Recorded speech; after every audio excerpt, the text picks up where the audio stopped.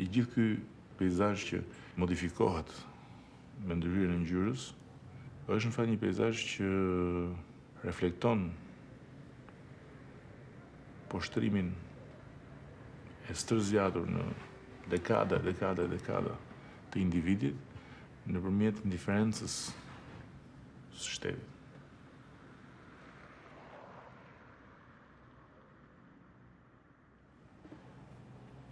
Çështja këtu është që ngjyra ka edhe një rol tjetër.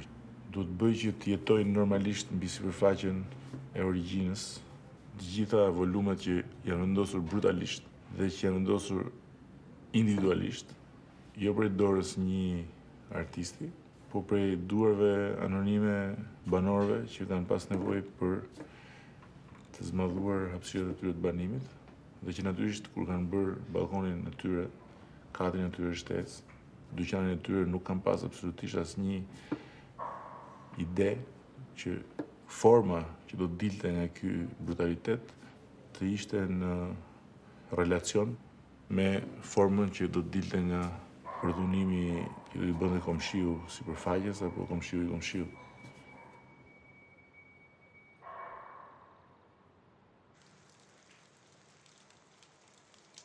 Nuk është më pyetje që çfarë ngjyre do balkonin. Nuk është më pyetje që çfarë ngjyre doni ju që të jetë ky pallat. Sepse kjo është një pyetje që ka të bëjë me përpjekjen për të bashkuar të gjitha shijet në një të mesme të artë që do ishte një gri.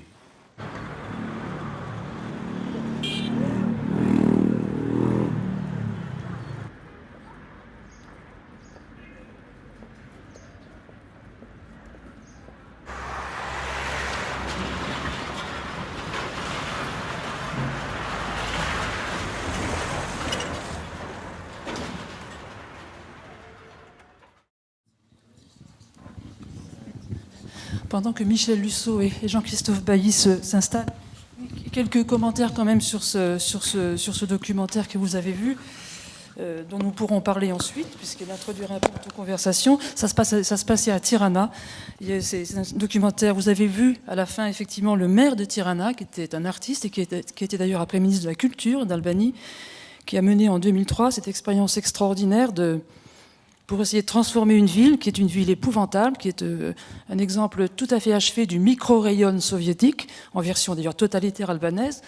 Le micro-rayon, c'est le grand ensemble à la soviétique, et je rappelle quand même qu'il est lui-même inspiré du modèle merveilleux français que fut le grand ensemble, c'est-à-dire la combinaison de l'industrie lourde et la déportation des quartiers nouveaux à 30 km des villes.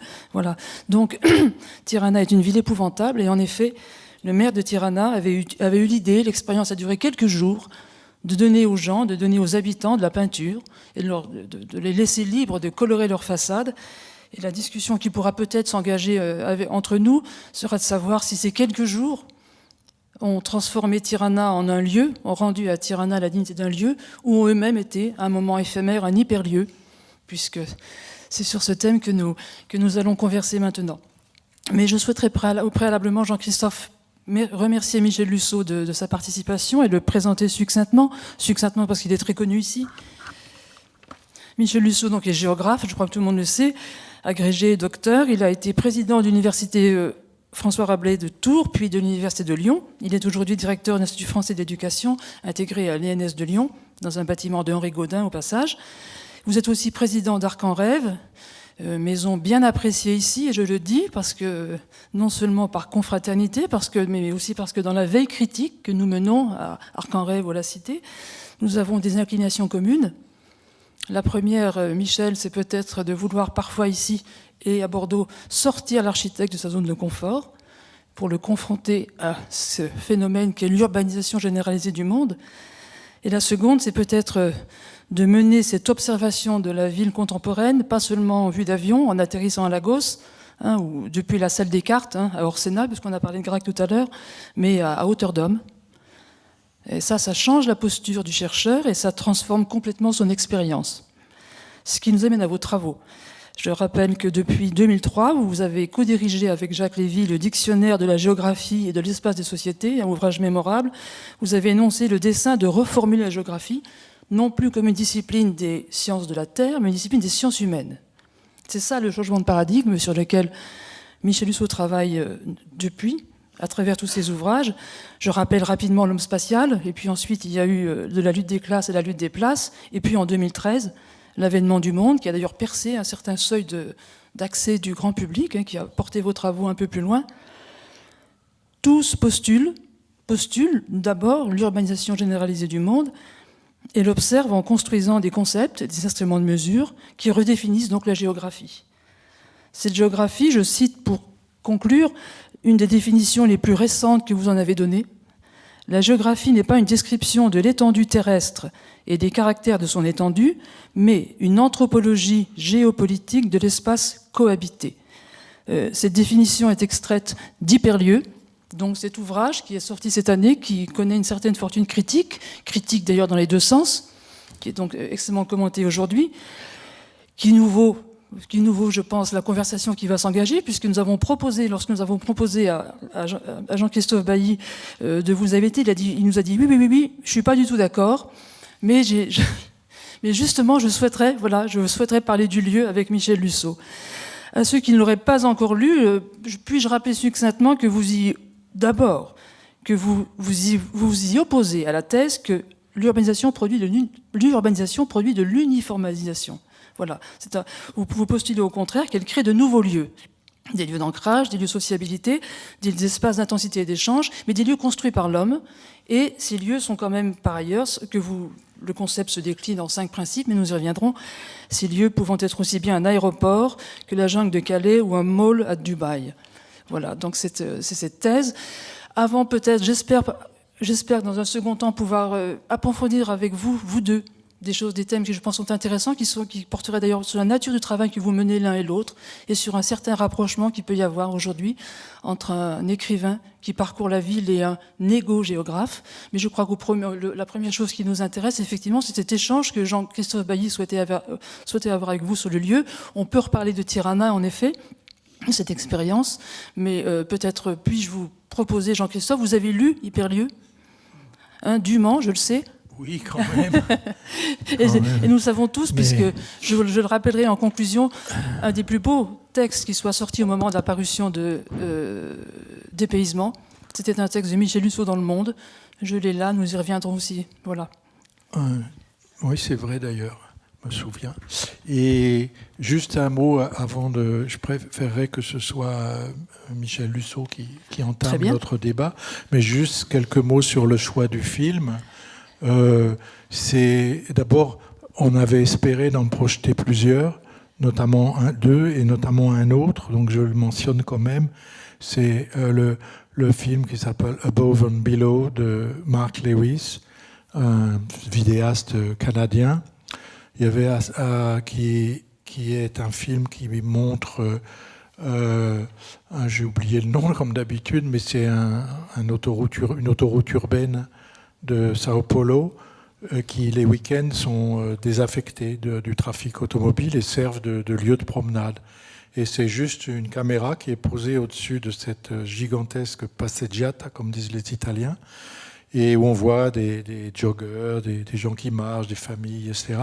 Mais la manière dont la caméra habite l'espace et le travail est extraordinaire. C'est-à-dire qu'elle dilate en permanence l'espace, et à partir de cet usage, disons, divergent d'un espace routier, d'un espace lié à l'utile, et elle raconte quelque chose d'extraordinaire sur les potentiels de la ville et de la ville d'aujourd'hui, à partir de ce qu'elle peut avoir de pire à la limite, puisque c'est une autoroute urbaine qui passe au-dessus des maisons, etc. Et de voir qu'il y a la possibilité d'une transformation de ça, d'une part par les usages et d'autre part par le regard que l'on porte sur eux. Voilà. Et donc c'est vrai que je souhaitais qu'on puisse confronter cette chose-là beaucoup plus calme d'une certaine manière, la mettre en parallèle avec le film de Henry Sala. Henry Sala, qui est un artiste aujourd'hui très important, reconnu, un des grands vidéastes qui est aujourd'hui. Et ça m'intéresse aussi qu'il y ait des vidéastes, parce que je crois que il y a quelque chose de très intéressant avec la forme d'image-mouvement qu'est la vidéo, qui est d'ailleurs toujours rapportée à l'image immobile de la photo, qui part très peu vers le cinéma, au moins dans les usages qu'on en a ou qu'on en fait, et qui porte en général sur les espaces urbains des regards exceptionnellement avivés et précis. Et juste encore un mot sur le film. Donc, le maire de Tirana, Edi Rama, il s'appelle, c'est lui qui parle dans le film, et c'est lui qui a eu cette idée. Moyennant, c'était assez facile de soutirer un peu d'argent aux Européens pour acheter des pots de peinture. Et en fait, c'est une sorte de putsch. C'est pas une opération démocratique. Comme il le dit lui-même, c'est pré-démocratique. Et c'est une espèce de raid nocturne, en fait, pas fait par les habitants, mais fait par les étudiants des Beaux-Arts. Qui interviennent, etc. Et ça a été très critiqué, évidemment, il n'a pas manqué de bons esprits, surtout ceux qui avaient payé les pots de peinture, en disant « Oh, mais quand même, c'est plus urgent d'améliorer le réseau, etc. » Eh bien non, lui, le maire de Tirana, a pensé que le plus urgent, c'était, d'ailleurs, c'est pas l'un au détriment de l'autre, comme on le voit, il y a plein de travaux de voirie qui sont entrepris dans ce pays qui est entièrement à refaire, mais il a jugé que c'était important comme ça de jeter une bombe de couleurs. Et ce qui est magnifique à un moment, c'est ce qu'il dit, c'était dans le pays le plus pauvre du monde et celui où tout le monde discute de la couleur. Et je trouve ça, c'est extrêmement fort. Et l'idée du réveil démocratique qui peut se produire à partir de ça, c'est beaucoup plus intéressant que, disons, ce qu'on appelle le consensuel, qui, comme il le dit très bien aussi, aurait abouti, en mélangeant toutes les couleurs, à repeindre la ville grise en gris. Et en même temps, bon, c'est très discutable, mais il y a une vivacité, je pense. Et j'en profite pour dire d'ailleurs que ce monsieur est même devenu Premier ministre de l'Albanie. Et à un moment donné, je crois que c'est plus le cas aujourd'hui, mais il y a 5-6 ans en tout cas, il y avait 2 premiers ministres extraordinaires sur Terre. Un en Uruguay, et un en Albanie. Et vous pouvez compter le nombre d'articles de journaux qui ont été consacrés à ces pays-là, 0. Ça fait partie aussi de ce qu'il faut dire. Et merci d'abord de cette invitation qui m'honore et qui me touche. Et puis peut-être pour continuer en essayant ensuite de répondre à votre sollicitation, ça ne m'étonne pas que ce film vous ait plu, Jean-Christophe, parce que je me souviens que dans le dépaysement, vous utilisiez un néologisme qui m'a beaucoup plu, qui est celui de bariole. À partir de cette idée que la France est un pays bariolé, donc vous proposez de définir un bariole, et vous le définissez, si j'ai bonne mémoire, comme la forme d'un état du monde. Et moi, j'y voyais, pendant la lecture, un très beau mot pour insister sur le fait qu'on peut avoir des assemblages extrêmement riches sans aucun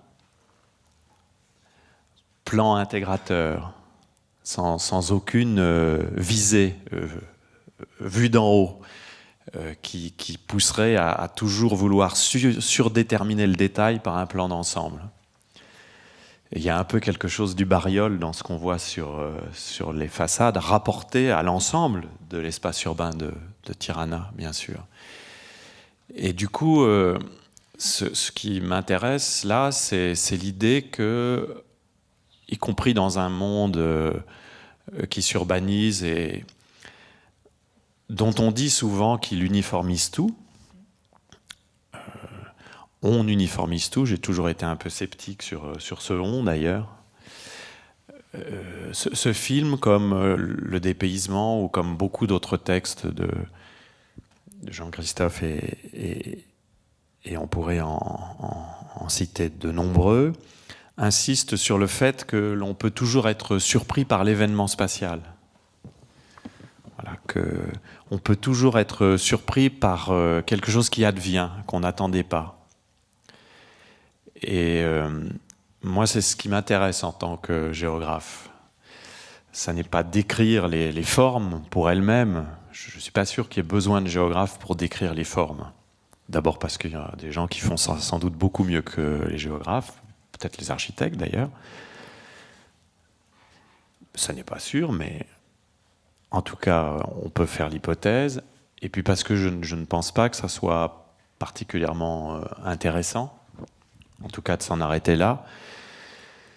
Donc moi, en tant que géographe, je considère la géographie comme quelque chose, une science si l'on veut, parce qu'elle entretient un certain rapport aux faits et un certain rapport à l'argumentation et à la preuve.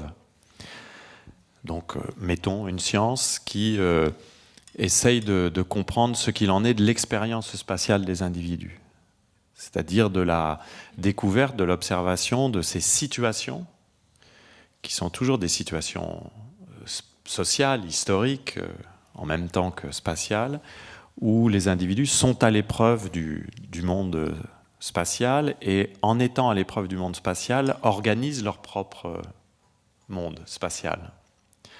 Parce que ce qui m'intéresse, c'est que nous sommes à la fois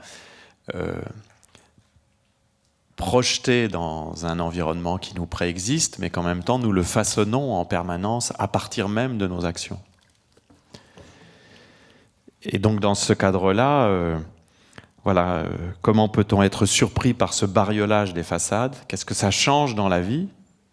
J'imagine que ça a changé quelque chose dans la vie des habitants, puisqu'il s'est trouvé des personnes pour en discuter. Qu'est-ce que ça change dans la vie? De quelle manière ça peut modifier nos imaginations géographiques? Ce qui nous pousse à qualifier les espaces de vie et à qualifier le type d'interaction possible que nous avons avec les humains et les non-humains dans le cadre de ces espaces de vie. Eh bien, moi, c'est cela qui m'intéresse en tant que géographe et que j'essaie de cerner depuis une petite quinzaine d'années dans les livres que j'écris. Et évidemment que je ne peux pas faire autrement que de partir de cette matière première qu'est l'expérience.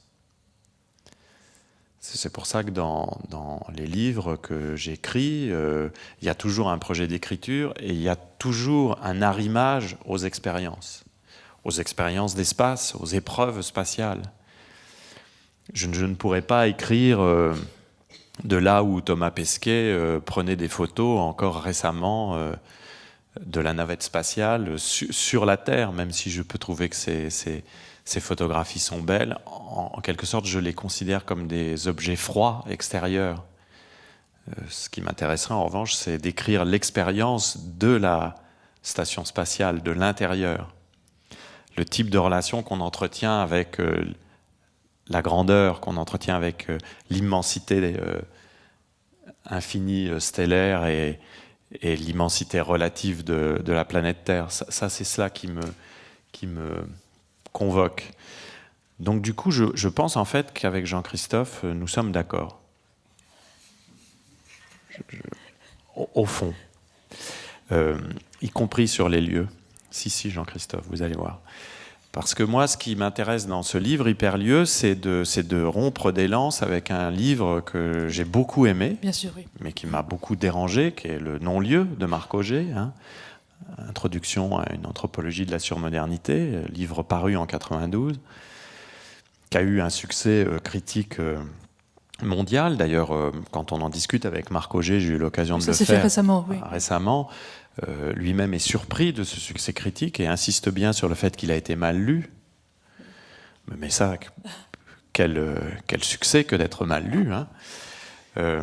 Mais ce que disait Augé, c'est que justement, observant des aéroports, des grandes gares, des grands objets urbains ubiquitaires, il essayait de poser la question de savoir si ces lieux n'était pas le contraire de ce qu'il appelait le lieu anthropologique authentique, c'est-à-dire le lieu constitutif de l'individu, qui pour lui était essentiellement à rapporter au logis et à son immédiat entour. C'est-à-dire que Marc Augé, en tant qu'anthropologue, part de l'idée que la construction de l'individu ne se fait que dans la relation au foyer et à son entour.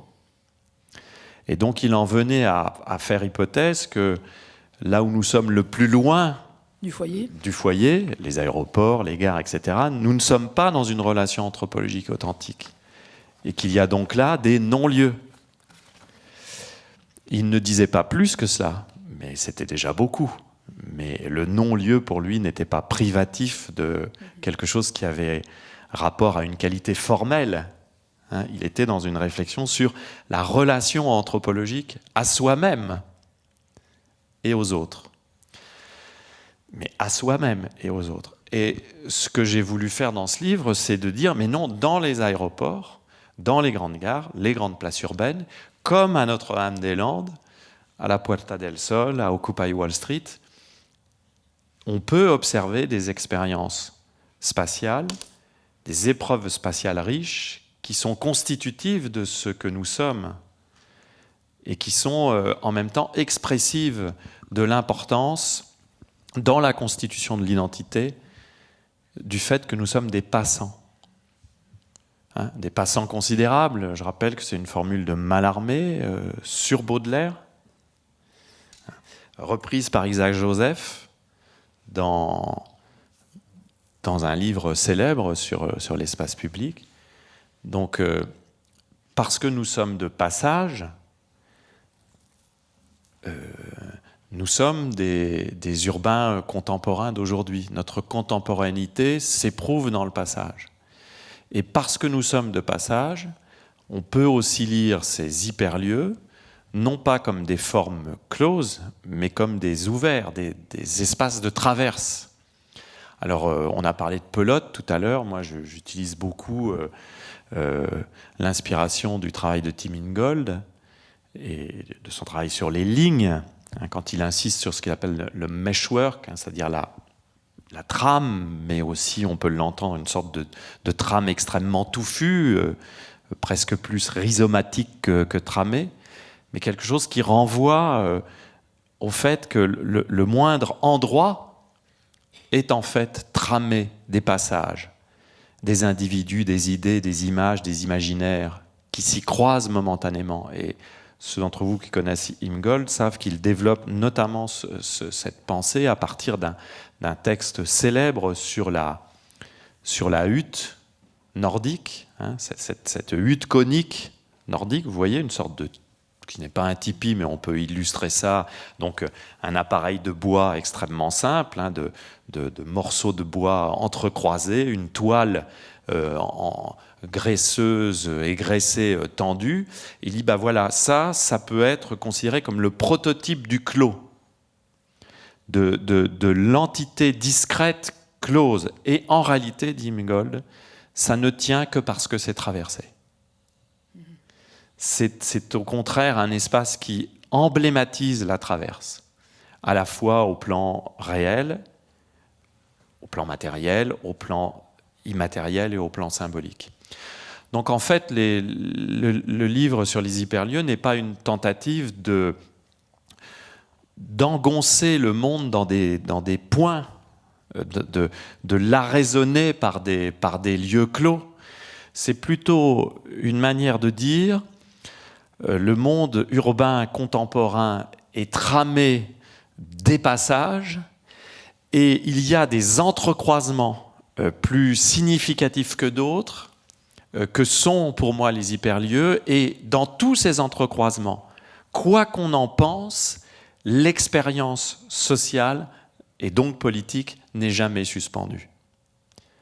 Et finalement, c'est pour ça que je dis que nous sommes d'accord avec Jean-Christophe, parce que c'est ce que je trouve aussi, dans une certaine mesure, Sébastien le disait très bien tout à l'heure, dans le dépaysement, c'est-à-dire on n'est pas en train de dire qu'on va arrêter l'observation par une pensée prédéfinie de ce que la forme peut contenir et arraisonner, mais on va laisser arriver ce qu'il en est de ces activités de passage, et là, on va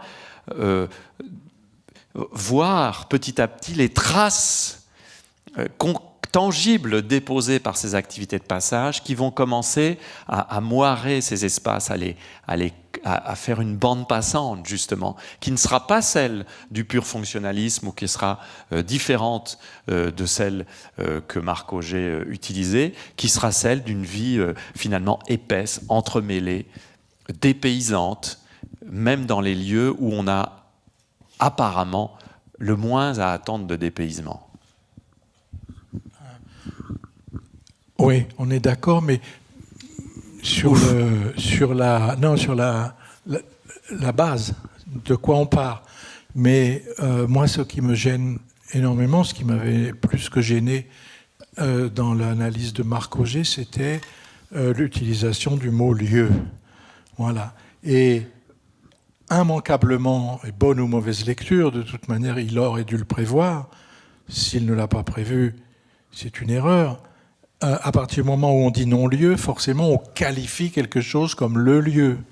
Et derrière le lieu rôde toute une tradition du génie du lieu, du haut lieu, etc.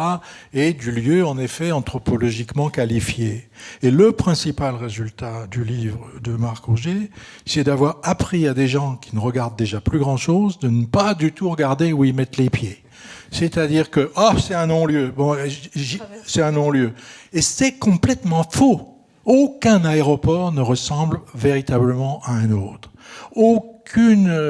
Et c'est différent à chaque fois. Et là, on est véritablement dans quelque chose qui est, malgré tout, un réflexe traditionnaliste, c'est-à-dire un réflexe qui dit que, au fond, quand même, les lieux anthropologiquement qualifiés, c'est le foyer, c'est chez soi, etc.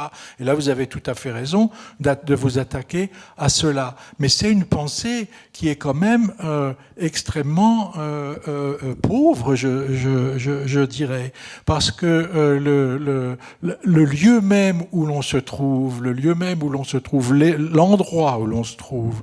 D'ailleurs, il y a un texte de Denis Roche, je ne sais plus où, il dit « J'en peux plus de ce mot lieu, je vais dire endroit maintenant. Hein, » l'endroit, voilà. L'endroit où je me trouve, en effet, quel est-il? Quand bien même ce serait, disons, le plus retiré de tous, aussi retiré que peut l'être en apparence la hutte Lapone, ou je ne sais pas, la hutte nordique dont vous parlez, qu'on peut aussi décrire comme relatée au monde par d'autres manières, par le fait qu'elle utilise des branches, donc elle est déjà dans une structure d'emprunt à son environnement, etc. Mais disons une chambre, et même pas la chambre à soi, comme disait une auteure anglaise, bien connue. Hein, la chambre à soi, pas la chambre d'hôtel où on passe comme ça. Même là, cette chambre, d'ailleurs, elle ne fonctionne que parce qu'elle est une chambre en ville aussi, c'est le titre d'un autre film, c'est-à-dire qui donne sur la ville. Et justement, là, peut-être je voulais finir en lisant le texte que j'ai écrit sur le magnifique travail de Yana Andreadis sur les fenêtres d'Athènes, parce que c'était une exposition qui a eu lieu ici, où elle a demandé à des habitants d'Athènes, quelques centaines d'habitants d'Athènes, de prendre une photo depuis leur fenêtre. Et la ville qu'on voit, à travers ce travail, c'est une ville qu'on ne peut pas voir soi-même. Mais c'est une espèce de ville que peut-être, je ne sais pas, une abeille peut voir, mais pas nous. C'est-à-dire l'infinité de points de vue qu'une ville réserve sur elle-même. Et alors là, c'est rare qu'on puisse dire n'importe lequel, mais n'importe lequel de ces points de vue est intéressant. Même celui qui est au fond de la cour, etc., il dit quelque chose de la ville et il lui dit quelque chose à la ville. Et à partir du moment, et quand même avec la logique du non-lieu, on est comme si une cage d'ascenseur, une terrasse merdique avec un pot de fleurs, c'était quand même pas aussi bien que l'Acropole. Alors je ne vais pas vous dire c'est beaucoup mieux. Mais ça existe ça existe en même temps. Et la ville, elle n'a de sens, de déploiement, et elle ne produit de joie que par cet en même temps. Et donc, vous, dans le mouvement critique envers le non-lieu, vous produisez ce concept extrêmement malicieux de hyperlieu. Mais ce que j'aime bien dans hyperlieu, c'est hyper. Oui, moi aussi. Mais lieu, à nouveau, me fait retomber dans quelque chose qui fait que l'hyperlieu, quand même, c'est quand même un nouage d'intensité qui est beaucoup plus intéressant, beaucoup plus riche que l'espèce de nuage d'intensité latente que la ville est dans toutes ses parties.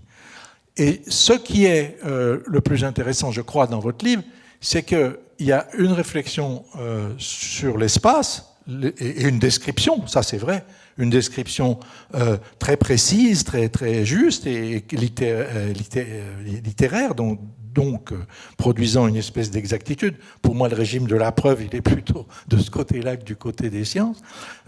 Mais c'est la preuve comme épreuve, et non pas la preuve comme...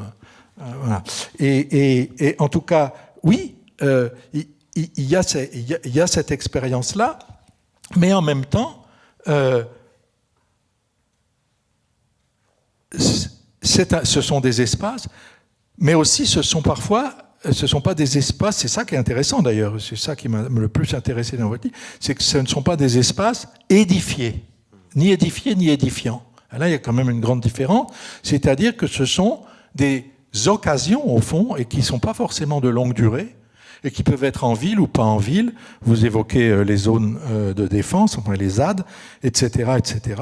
La place de la République, qui est une espèce d'hyperlieu intermittent, si on peut dire. Hein. De temps en temps, ça deviendrait un hyperlieu, etc. Mais justement, j'habite...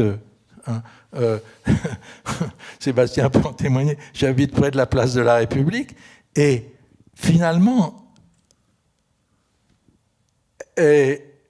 pour moi, lorsqu'il y avait Nuit debout, j'y suis allé à maintes reprises pour essayer de voir, de mettre mon nez au vent comme ça, de ce qui pouvait s'y passer. Et ce que j'essaye de ressentir comme possibilité de tension utopique produite par une ville, il m'est arrivé de le ressentir aussi bien quand la place est vide, quand il n'y a pas grand monde, etc., etc. Et ce qui est intéressant, c'est la façon dont cet espace, dont ce lieu, si vous voulez, se dispose à une espèce de, et ça je pense que vous serez d'accord, à une espèce de dilatation entre quelque chose qui serait hyper et quelque chose qui serait infra. Mais pour moi, la vraie richesse, elle est là, et elle est... et s'il n'y avait que de l'hyper, le monde serait invivable. Le monde serait invivable. Et je trouve quand même que dans votre enthousiasme descriptif pour certains hyperlieux, il y a quelque chose qui frise un petit peu quand même un côté que j'ai d'ailleurs, on en parlait juste avant, que j'ai pu avoir un petit peu devant certains spectacles urbains qui te laissent baba un peu, tellement il y en a, et encore, et encore, et encore, et encore, ça crépite de partout, il y a une tour de 200 mètres, 220, 240, 200, et t'es entouré, ça te pousse plus vite, etc. Et ça s'hyperise.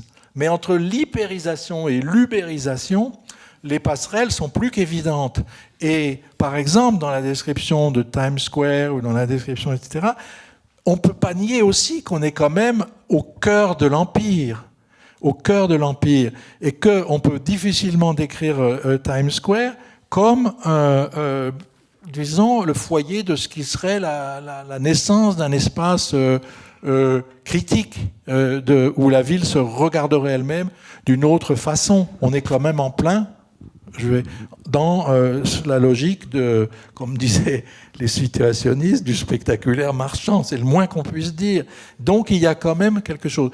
Donc, mais je ne fais pas de morale, ou je ne fais pas de morale politique, mais simplement sur l'espace urbain lui-même, il me semble que la qualité d'une ville, c'est aussi la capacité qu'elle a de s'absenter d'elle-même d'une certaine manière par moment, de fuir tout ce qui est hyper, tout ce qui est super, et de se réfugier dans ce que même l'autre a appelé des non-lieux, où le latent à l'état pur est présenté, je ne sais pas. Et on se trouve aujourd'hui dans bien des villes, par exemple en France, dans les villes de moyenne importance, qui ont un passé historique, donc un centre-ville avec des monuments, etc., mérite un détour ou je ne sais pas quoi.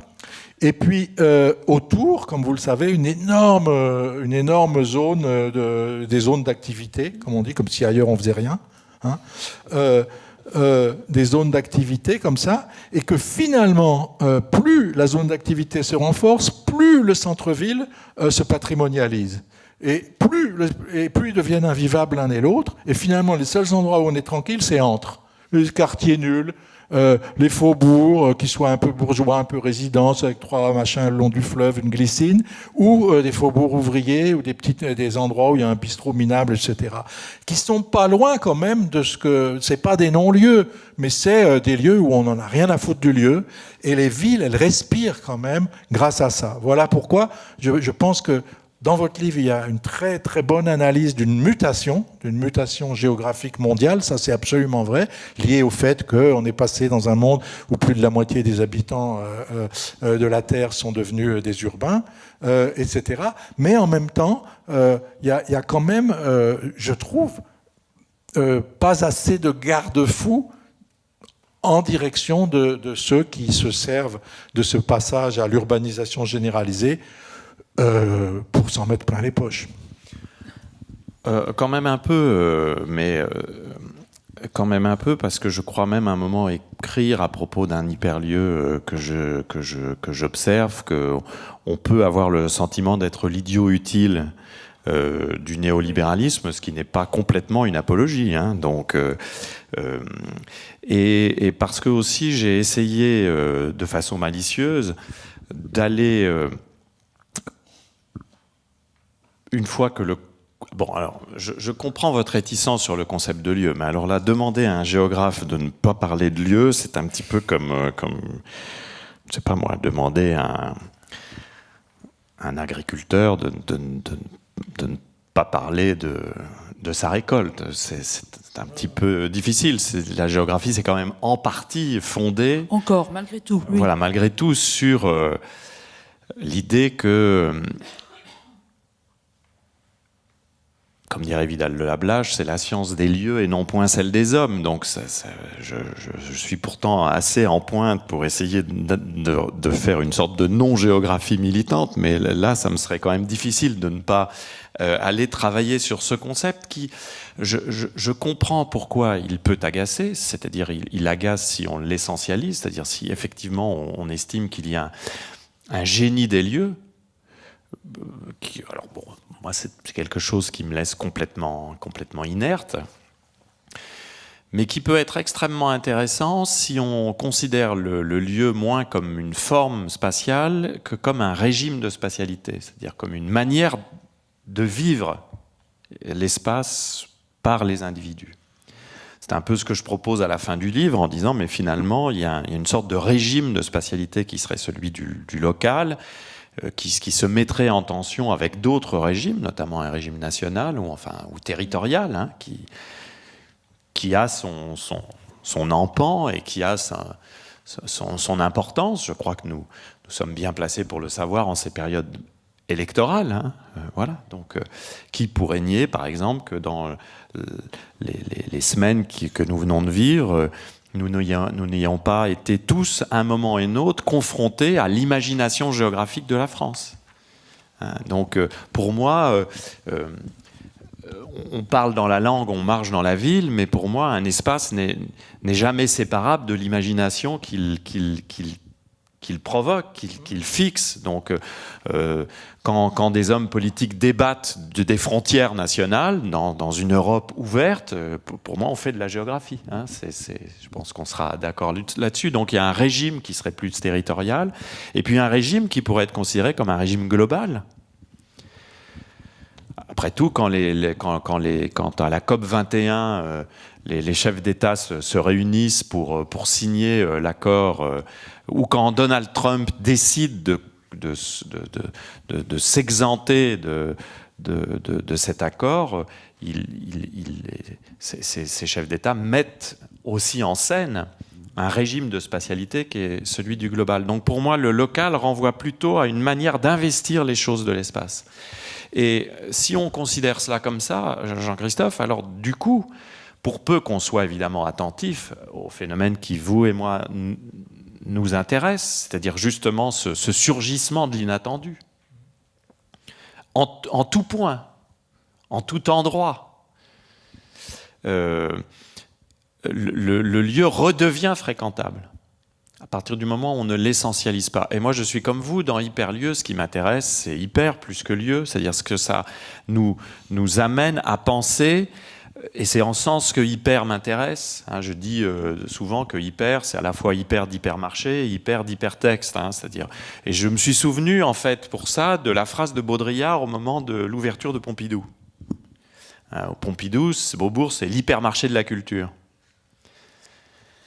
Et donc, c'est totalement idiot. Oui, c'est idiot, mais en même temps, souvent, ce qui est intéressant chez Baudrillard, c'est que parfois l'idiotisme produit de l'effet. C'est-à-dire qu'il y avait quelque chose de juste qui était l'idée,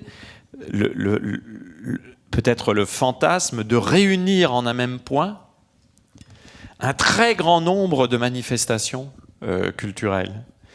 Et donc il y a cette idée d'hyper, à la fois de l'intensité de l'accumulation, qui est quand même quelque chose de caractéristique de notre contemporanéité, pour le meilleur et pour le pire. Et là-dessus, je pense que je ne dissimule pas le pire, quand j'insiste sur le fait qu'il faut considérer les hyperlieux comme des espaces où, des endroits où se mettent en scène, adviennent au visible, pour parler comme d'autres, et de manière très spectaculaire les inégalités sociales les plus criantes du monde contemporain. Je ne suis pas particulièrement là dans un discours de Ravi de la Crèche par rapport aux hyperlieux. Au contraire, j'essaie de repolitiser des espaces qui sont dépolitisés par une certaine pensée. Moi, je considère que les aéroports sont des espaces politiques. Parce que justement, si l'on y réfléchit bien, et je suis surpris que Marc Augé ne l'ait pas vu d'ailleurs, dans les aéroports aujourd'hui, nous avons le prototype d'un espace commun, courant, accessible à tout le monde, 4 milliards de passagers en 2016. 2017, plus de 4 milliards de passagers en 2017. Donc, c'est vraiment un espace commun. Eh bien, nous avons un espace où se réalise le fantasme absolu d'un certain type de capitalisme, qui est qu'on peut s'acheter des privilèges et des droits spécifiques. Nous avons des espaces où l'inégalité de facto des individus, leur inégalité de droits, est cristallisée dans le fonctionnement de cet aéroport, et cette inégalité est fondée sur la capacité de l'acheter, que vous soyez premium ou que vous soyez simple employé, passager économique ou SDF. Et donc du coup, je trouve que repolitiser l'aéroport, c'est dire que l'aéroport est un endroit où on constate, on observe les dérèglements et le caractère insoutenable de l'inégalité qui est en passe de gangréner les possibilités même de créer des en commun. Donc, je pense qu'en fait, nous sommes d'accord. Alors là, en revanche, je vous rejoins complètement. Et merci de cette insistance. C'est lorsque vous parlez des zones de repli, de retrait, de latence, de vacances. Je les évoque un tout petit peu quand je décris Venise, en ouverture du livre, quand j'insiste sur quelque chose que tout le monde connaît à Venise, c'est-à-dire qu'on fait quelques pas, on sort de la foule et on se retrouve à Venise, mais dans une solitude que même les estives du Forêt n'enviraient pas. C'est-à-dire on peut se retrouver authentiquement tout seul. Enfin, on peut avoir l'impression d'être quasiment dans un décor comme la photographie nous a montré, d'autant plus que Venise est une ville qui se vide d'habitants permanents. Et ces espaces de respiration sont fondamentaux et je n'y insiste pas suffisamment. Et vous avez raison de le dire. Et c'est là où le mot « endroit » devient tout à fait intéressant parce qu'il y a aussi les envers. Il y a aussi les revers. Il y a aussi non seulement les pleins, mais les déliés, les zones blanches, comme dirait Philippe Vassé, les espaces où apparemment rien ne se passe, mais où tout se trame. J'aime bien l'expression « qu'est-ce qui se trame ?» cette sorte de chose qui sourdit dans le silence. Et je pense effectivement que l'enthousiasme juvénile qui me caractérise m'a poussé dans le projet d'écriture à plus m'intéresser aux maximisations des intensités, beaucoup plus qu'au moment de pause. Mais quand je parle de Notre-Dame-des-Landes, dont j'essaie de montrer qu'il s'agit d'une polarité de la contemporanéité mondiale, j'insiste bien sur le fait qu'à Notre-Dame-des-Landes, ce qui est caractéristique, c'est aussi justement les creux, les vides, le fait qu'il y a une sorte d'intermittence. Et pour ne rien vous cacher, je termine parce que je suis trop long, dans les hyperlieux, ceux qui m'intéressent le plus, ce sont ceux que j'appelle les hyperlieux événements, c'est-à-dire ceux qui ne sont pas dessinés, ceux qui ne sont pas conçus pour être des endroits où l'on pratique, mais où en quelque sorte l'événement advient de lui-même. Merci. Oui, sur l'aéroport, oui, c'est très juste. Et justement, mais ça va dans le sens de ce que je disais, c'est justement, il faut les regarder, il faut voir comment ça fonctionne, etc. Et c'est vrai que ça peut être extrêmement passionnant. Je veux dire, en vous écoutant, comme au début, vous avez évoqué la période électorale, une concession à Marc Auger, il y a quand même un non-lieu, c'est l'isoloir. J'ai pensé à ça. Vraiment, on est entouré de ces tissus gris, là, on voit rien. Là, voilà, ça serait le non-lieu par excellence. Et c'est intéressant de voir que le non-lieu, c'est ce qui nous reste comme lieu d'une expression politique dite démocratique. Et justement, d'opposer ça à d'autres types de lieux, comme la Place de la République, comme les ZAD, etc. Voilà. Mais en tout cas, c'est vrai que autre chose aussi, c'est-à-dire il ne s'agit pas d'une nostalgie Vidal de la Blachienne, encore que je l'ai d'une certaine manière. Et il me semble aussi que quand même, les photographies, par exemple, qu'à un moment, quand il y avait les photos de la ferme à toutes les saisons de Rémi Janin, montrent aussi que ce paysage, qui est un paysage habité, un paysage travaillé, mais en même temps, quand même, c'est comme on dit en philosophie, c'est la forme de l'étendue. Et moi, je peinerais à aimer une géographie qui était ma matière favorite à l'école. Je peinerais à aimer une géographie qui abandonne, disons, le rapport à l'étendue, telle qu'elle est travaillée par l'homme, ou telle qu'elle ne l'est pas, si on est en haute altitude ou dans certains endroits du désert, mais quand même, le surprenant du paysage, il est forcément là aussi, et que de même que l'urbanisation a beau être généralisée, de même que il reste quand même de la campagne. Il reste, par exemple, il y a un discours sur la fin du monde rural. Dès que je me promène en France, que ce soit en Bourgogne, où je le fais souvent, ou dans d'autres endroits, je suis absolument sidéré qu'il y ait une crise du monde rural, qu'il y ait des modifications, mais dire qu'il n'y a plus de ruralité, c'est peut-être prendre ses désirs pour des réalités, d'une certaine manière. Et je crois que la ville, les fameuses respirations de l'espace urbain, ils tiennent aussi à la façon dont la ville est en écho, je dirais, avec ce qui n'est pas elle, avec ce qui est très loin d'elle, avec le monde, en effet, de la selva oscura, avec le monde, etc. Et que le jardin, le parc de ville, d'une façon totalement magnifique et assez inconsciente, a quand même en partie investi et résolu cette question, en tout cas avec les grands parcs urbains du 19e siècle.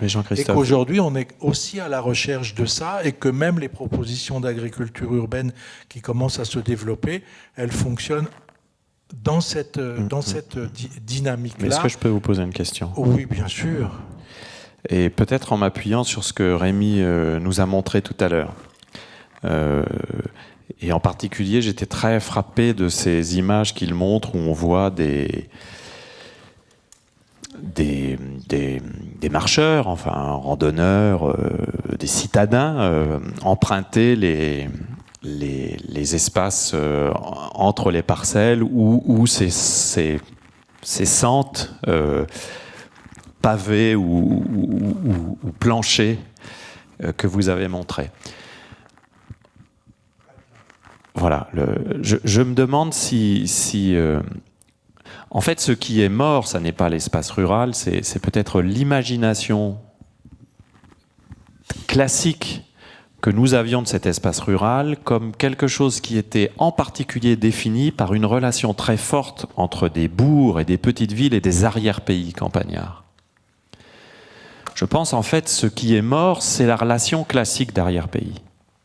Je ne sais pas exactement où se situe votre ferme, entre Lyon et Roanne ou... Voilà. Il y a un siècle, peut-être même quand votre mère a commencé, peut-être déjà pas parce que c'est... Oui, non, peut-être même, donc plus tard, mais c'est longévif, les paysans du Rouennais. En tout cas, assurément, il y a un siècle, on avait encore des relations d'arrière-pays à avant-pays, enfin à cité. Et des relations qui, en France, sont très particulières. Je crois qu'on sera d'accord, j'espère, Jean-Christophe, que la relation entre le bourg, la petite ville et la campagne française n'a pas grand-chose à voir avec la relation entre la città et la contadina. C'est pas du tout le même type de relation. C'est pas le même type d'imaginaire. On n'aurait pas en France trouvé l'équivalent de la fresque du Palazzo Pubblico de Sienne. Il y a quelque chose de très spécifique, une culture territoriale très particulière, qui était très particulière en France. Et ce que je trouve fascinant dans ce que Rémi Janin nous a montré, c'est que évidemment le rural existe toujours, les espaces de faible densité, les espaces de pratiques agricoles, les espaces de friches, les espaces de forêt, évidemment que ça existe toujours, on pourrait même dire que ça n'est pas près de ne plus exister. Mais ce que vous nous avez montré me laisse penser qu'une des conditions même de survie et de développement de cette exploitation et de cet espace, c'est l'invention d'un nouveau type de rapport à la chose urbaine, qui n'est plus le rapport d'arrière-pays classique, qui est un rapport d'un autre ordre. Les urbains qui viennent traverser cet espace-là ne sont pas les citadins ou les habitants des bourgs d'il y a quelques décennies, même peut-être les marchands de bestiaux pour lesquels vous avez dessiné ce très beau hall, ou cette maison du lac, près du lac d'Aiguebelette, peut-être, voilà, c'est ça que j'ai cru reconnaître, renvoie à des pratiques qui ne sont plus les mêmes. Et moi, ce qui m'intéresse, c'est... Alors, pardonnez-moi de convoquer ici, de manière complètement pirate, et pour un propos qui n'est pas le sien, l'arrière-pays d'Yves Bonnefoy. C'est pas exactement de celui-ci dont je parle, mais ça me permet de rendre hommage à ce livre qui, comme certains de vos livres, comme Description d'Olonne, ont été pour moi des livres fondateurs de ma volonté de faire ce que je fais. Mais cette question de la relation perdue à l'arrière-pays est une question qui m'intéresse. Je viens de finir un texte pour une réédition de photos de Raymond Depardon qui vont en point, et ça va s'appeler « Habiter la France ». Et j'ai insisté dans ce texte sur le fait que ces photos sont spectrales. On parlait tout à l'heure de l'histoire. Ces photos sont spectrales au sens où elles convoquent des fantômes. Et elles convoquent en particulier le fantôme de l'arrière-pays, comme vos images le convoquent. Mais un fantôme, ça n'est pas exactement le même registre de réalité qu'une actualité. C'est quelque chose de différent. Donc moi, je pense que notre culture nationale est hantée par le fantôme de la ruralité d'antan, mais que ce que nous désignons comme ruralité aujourd'hui n'a en fait plus exactement grand-chose à voir. Et que c'est plutôt le surgissement de cette nouveauté et sa capacité à recomposer une actualité, y compris en dialoguant avec ces fantômes, qui me paraît tout à fait essentiel. Michel, dans le dépaysement du monde, je crois me souvenir, Jean-Christophe, que vous évoquez dans ce paysage français ce moment magique, en effet, des années 1890, 1900, 1910, ce moment merveilleux, en effet, d'une agriculture française opulente, civilisée, c'est Farbic, en même temps que c'est la Bourgogne. Pouvons-nous rappeler quand même, et ça va nous renvoyer au sujet à Hyperlieu, que ce moment-là, c'est quoi ? Ce sont les lois Méline. Souvenez-vous du ministère Méline.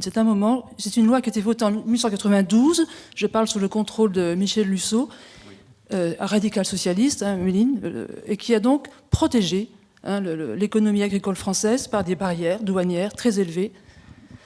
Ces barrières, je crois, ont dû finir par tomber après la Seconde Guerre mondiale, quelque chose comme ça. Et donc, pendant une cinquantaine d'années, en effet, le paysage français a été protégé par la loi Méline, était un isolat. Ça lui a procuré, d'une certaine manière, un certain type de développement, d'épanouissement, mais à la sortie de la Seconde Guerre mondiale, ce milieu agricole s'est retrouvé en fait sous-développé. Donc, et je pense qu'aujourd'hui, le paysage que nous a montré Rémi Janin, il montre un paysage de l'agriculture d'après. Celle d'après Mancholm, celle d'après Edgar Pisani, celle d'après un moment très violent de réajustement de l'agriculture française et de son paysage à quelque chose qui n'était pas encore la mondialisation, mais qui était la fin d'un système protecteur dont nous avons tous en mémoire, mais dont une mémoire effectivement très belle, mais dont nous ne devons pas oublier les fondements économiques. Il y a eu un moment, une protection, une espèce de système, on en a parlé récemment au présidentiel, qui avait isolé l'agriculture française, qui en a fait un jardin. Mais c'était un système artificiel.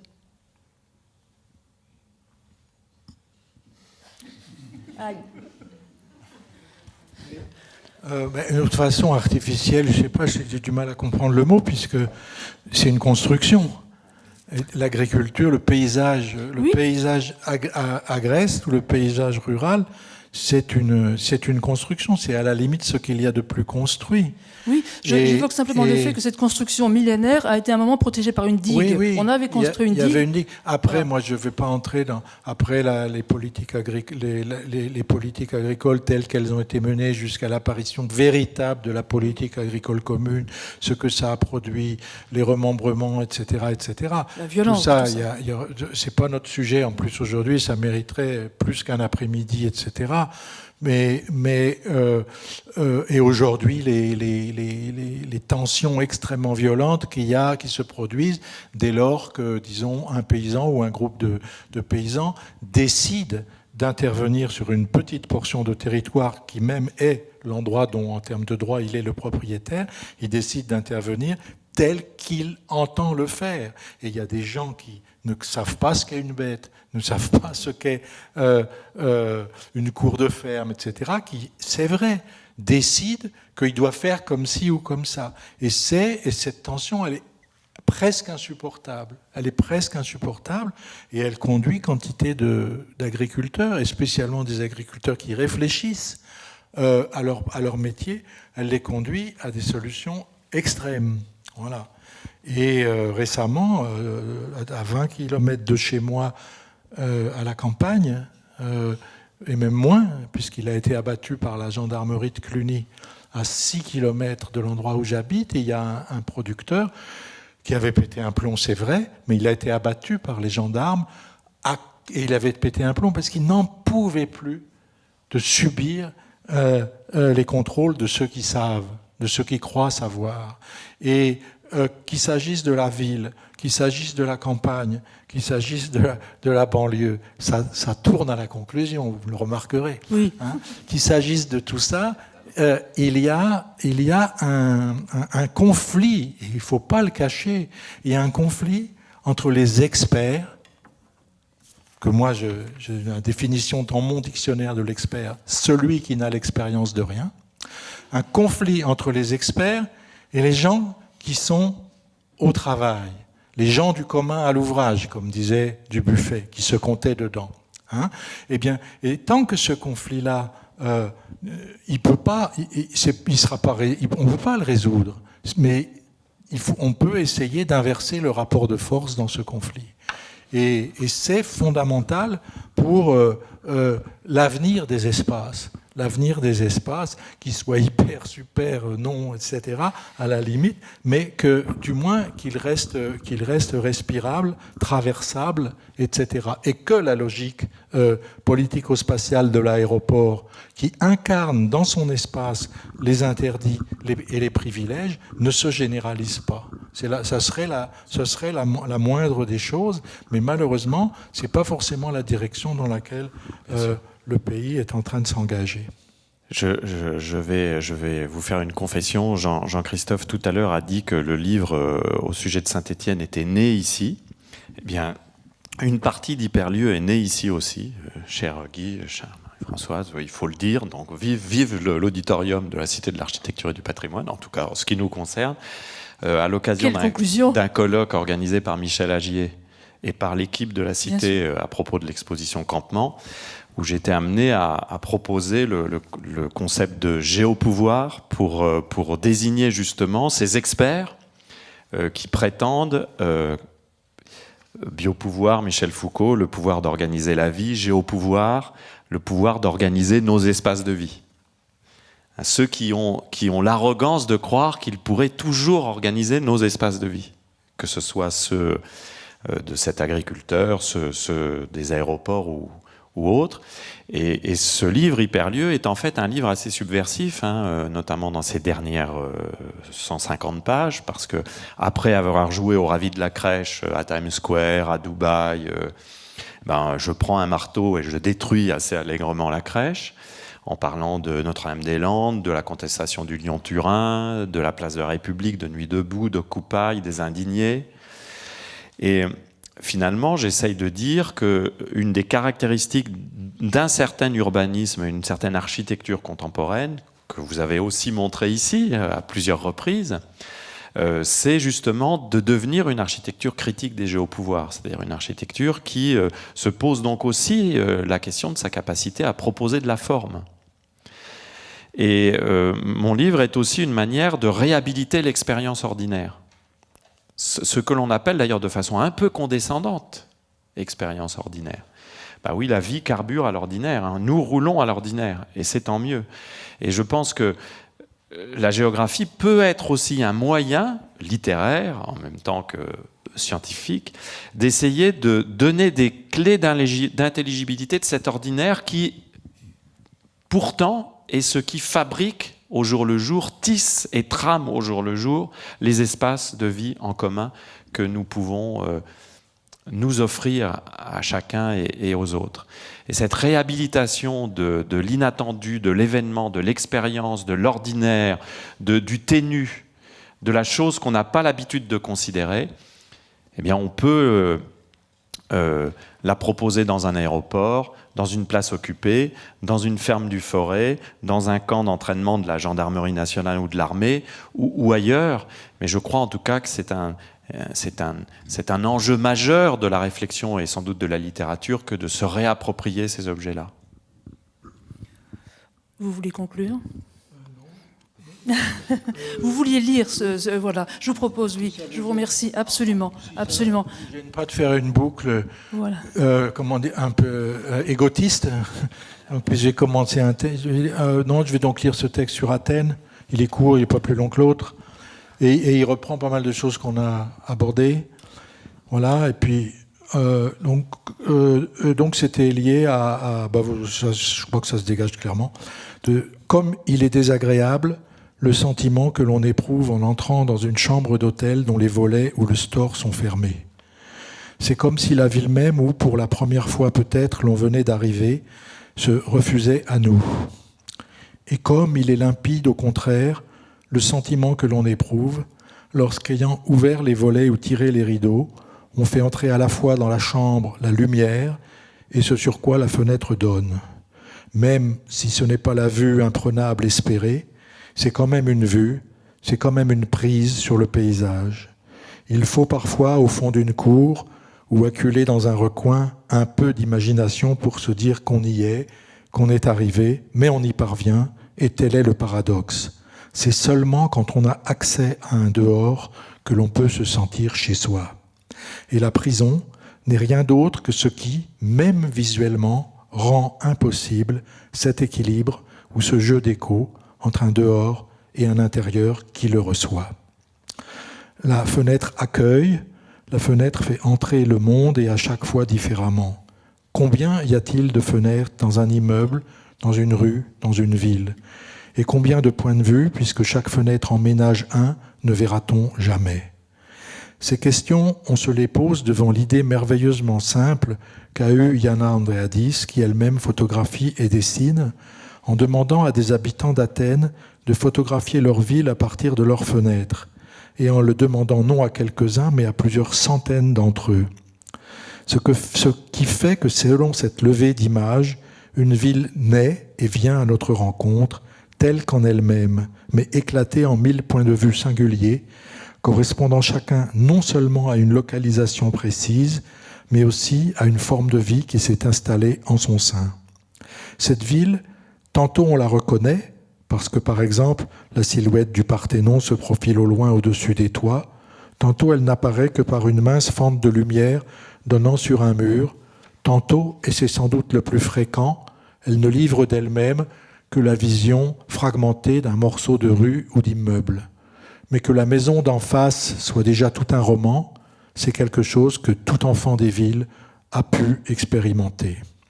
Et là, si de ce roman, de la forme athénienne de ce roman, nous avons plus de chapitres que nous ne saurions en lire, c'est bien parce qu'il y a sous nos yeux, par l'entremise de cette collecte un peu folle, plus de fenêtres que nous ne saurions en ouvrir, plus de paysages et de fragments que nous ne pourrions en voir. La ville qui vient avec ces images, c'est la ville même, autrement dit un collectif réel et jamais réuni, une dissémination infinie des lieux et des êtres.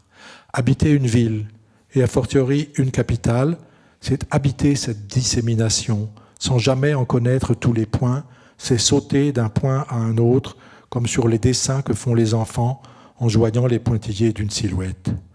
Mais là, par la magie d'une simple opération, nous avons toute une série de dessins qui s'entremêlent et nous ne savons plus s'il est juste de nous concentrer sur un point ou d'établir des séries en multipliant les connexions d'un point à un autre. Nous attarder par exemple sur la torsade d'un escalier métallique ou sur une chaise vide posée sur un balcon, ou alors faire jouer entre elles en un gigantesque patchwork toutes les surfaces colorées des stores et du linge qui sèche, alternant des séquences qui seraient d'un Mondrian devenu solaire à de purs et désordonnés assemblages. Mais rien là de formel, d'une part parce que cette matière multiple, inondée de lumière, vient se frotter pour quiconque a passé à Athènes ne serait-ce que quelques jours, l'archet du souvenir, d'autre part et surtout parce qu'ainsi montrée de l'intérieur mais tout entière comme une extase du dehors, Athènes est vivante et échappe par des photos à tous ces clichés. Et c'est jusqu'au monument et au site renommé Acropole en tête qui, ainsi redistribués par la manne kaléidoscopique des fenêtres, sont réintégrés dans le flux de cette vie qu'en fait ils n'ont jamais quittée.